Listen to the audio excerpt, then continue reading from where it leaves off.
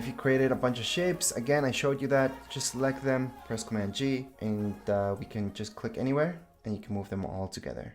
And then Shift Command G to ungroup them, so you can just press on one individually and move it out of there. So once we get into more complicated shapes, we got this kitty cat that I made. It's a little bit more complex. You guys will be able to manage this and edit it a lot easier now that you guys know how to handle the Pathfinder and adjust things. Alright, so if you ever have to edit a shape like so, you're going to understand that sometimes when you click on it, it might be all grouped together.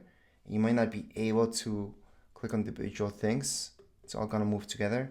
But if you ungroup it, so let's select it and ungroup it with Shift Command G, then you can select individual parts and just change them up. So I can take this out, for example, put it back in. I can change the color just by going there, make it darker. Maybe I want it darker. Click out, and there you go.